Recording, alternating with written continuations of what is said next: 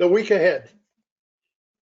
To understand the week ahead, we need to start with understanding the week that was, or last week. As you are aware, all of a sudden, the situation with banks and how that roiled the market. It is very rare that you only get one or two cracks in the system.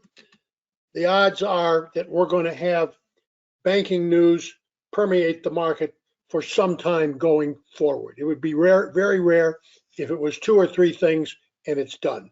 Because remember, it's not only the US, but it's also what may happen in other countries. And they can have the same situations, better or worse than what we've had. So we know this is going to be a big week coming up. And the focus now is mainly on Wednesday, when the FOMC is going to make their decision about, is there another quarter or 50 basis points?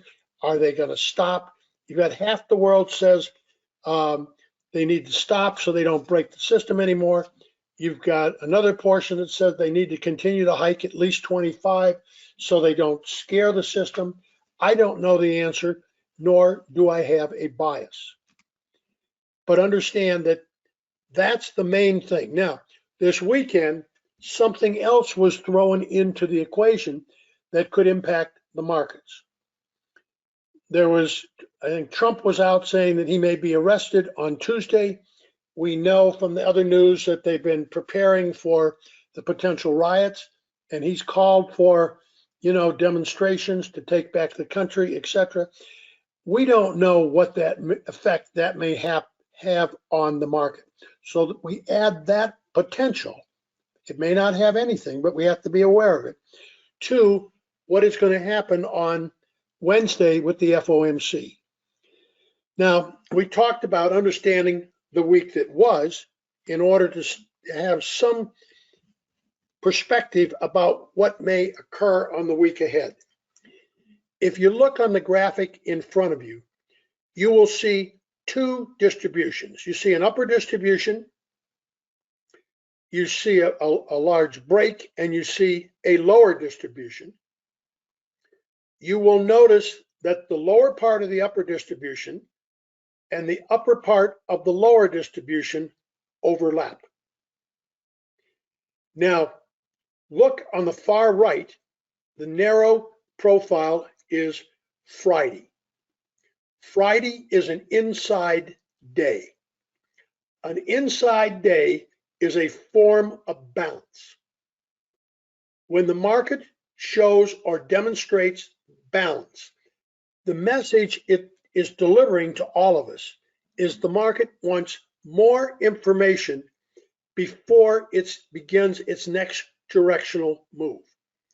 So we're basically in a neutral position as Friday came to a close, waiting next week. We know we have major news, at least on Wednesday, maybe on Tuesday, and the market was in balance, and it's saying, I want more news before I make my next decision or next directional move.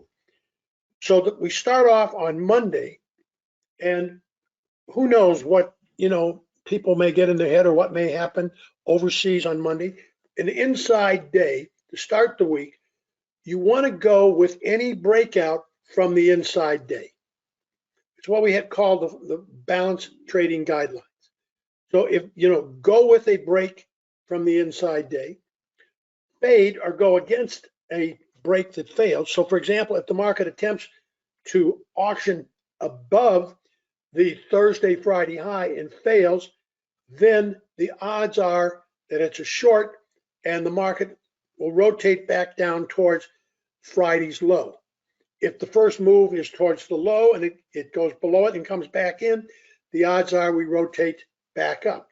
If the market opens and trades above the Thursday, Friday high with some confidence, you've got to move to the upside. If it opens and trades below the Friday low, then, and it's got some confidence on Monday, then you've got an auction to the downside.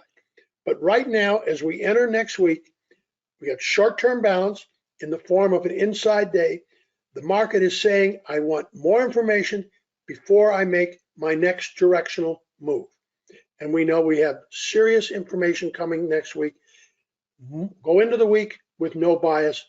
That will be your best odds to be able to navigate next week's market. Thank you very much.